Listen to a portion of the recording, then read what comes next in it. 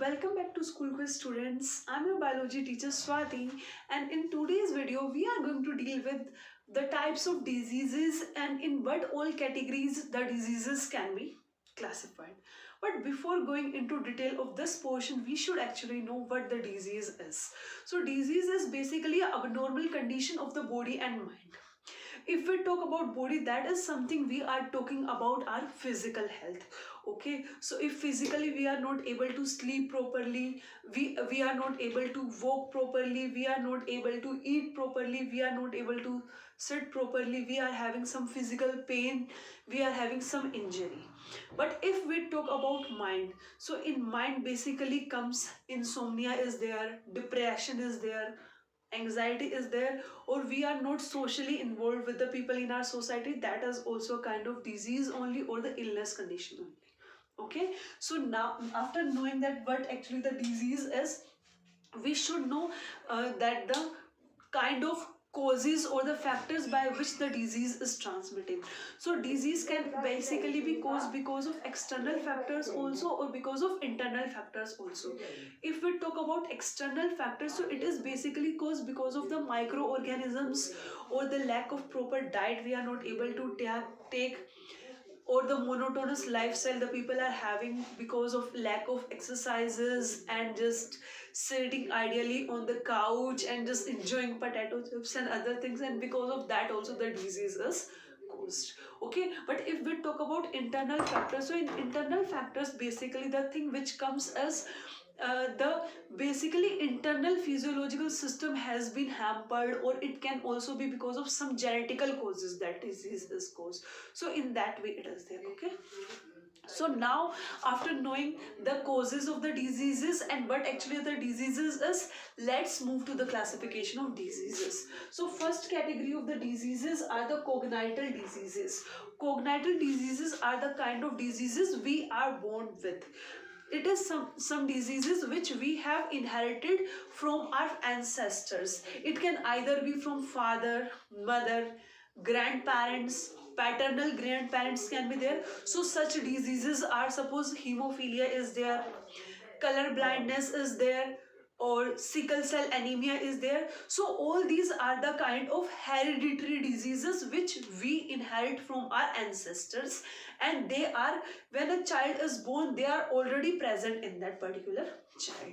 And because of that only students, nowadays the karyotyping have been done, or the government just allowed for the checking of the sex of this child, so that if any such condition is there with the child, so the abortion can be done on the time, and it can save the problem for both that newborn child and that family. But as people, that always try to misuse the things, and because of that government has just stopped that thing. Okay, next comes the acquired diseases.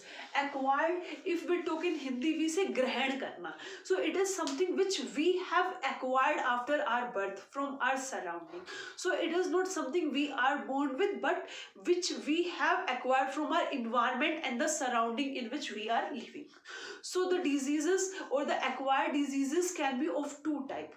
First is communicable diseases or infectious diseases. That are the kind of diseases which can be transmitted from an infected person to a healthy person.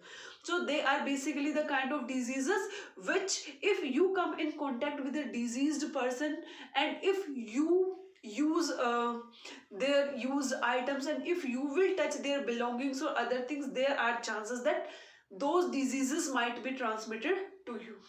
But on the contrary, if we talk about non-communicable diseases, so non-communicable diseases are the kind of diseases which are not transmitted from a diseased person to the healthy person. So in this case, there is no need for the isolation for the patient. That person, you can normally take care for that person by being in contact with that person also. But if we talk about this kind of diseases, communicable, so in communicable diseases, what actually happens is we should need to maintain certain distance from the patient, and that patient need to be kept in some isolation also.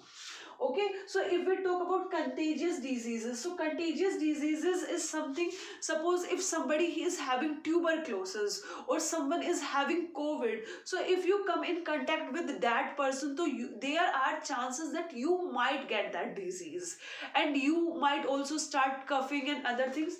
But if we talk about non-contagious diseases, so non-contagious diseases example is malaria is there, jaundice is there, in which like it is not like, suppose if you will touch that person, or like if in that way it will not be transmitted to the patient.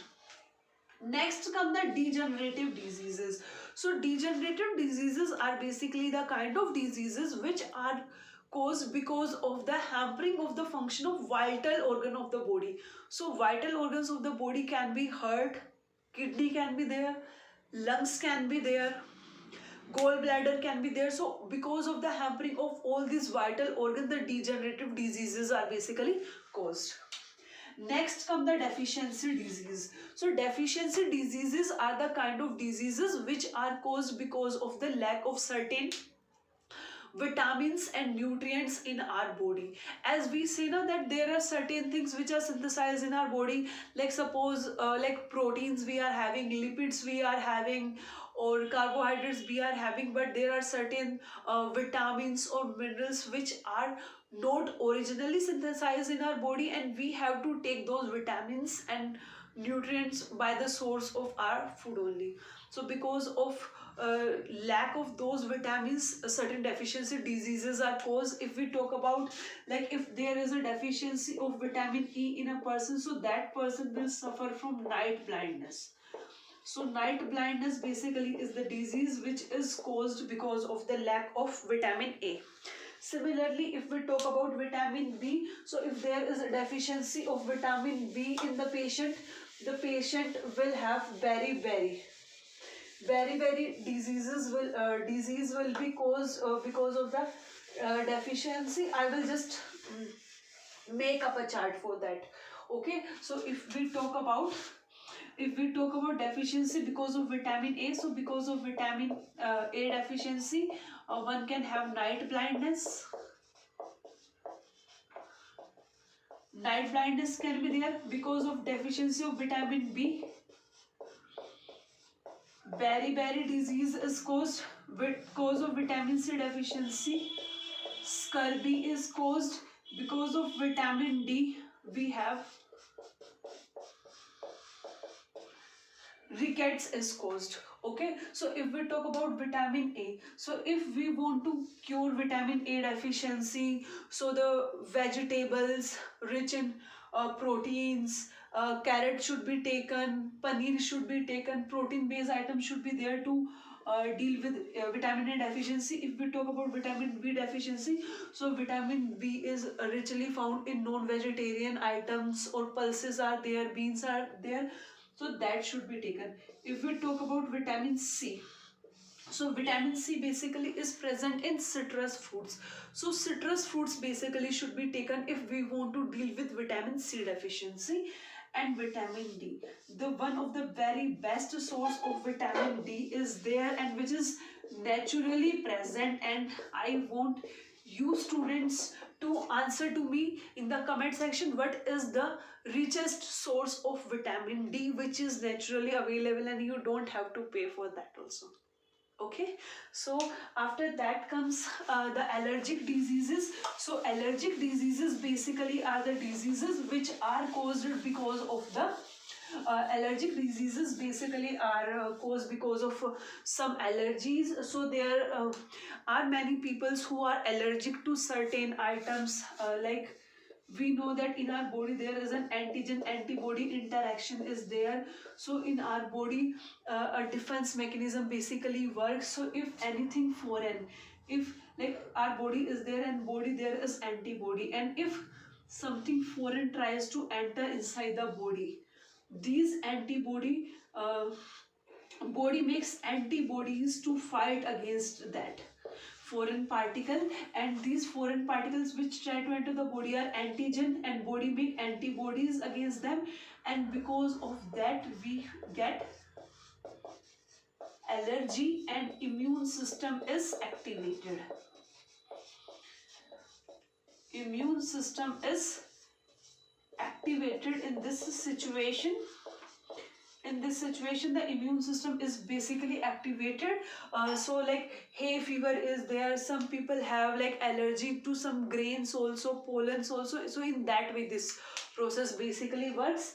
And after that comes the other category of the diseases, in which we can talk about the kind of diseases which are transmitters because of the microbes.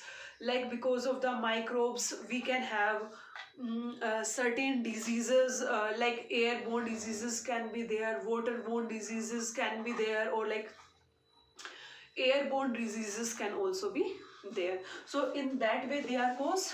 After that, two other categories are also there for the diseases, that is acute diseases and we can say chronic diseases. So acute disease is basically a disease which is there only for short duration. Short duration, and if given proper treatment it can be completely cured, and there are no chances of the death of the patient in acute diseases. If we talk about cold or cough, so with time this disease can be properly treated. But if we talk about chronic diseases, chronic diseases are the diseases which last for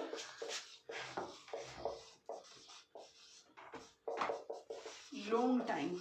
Long time is there, and these diseases are very fatal in nature, and many times these diseases can also lead to the death of the patient.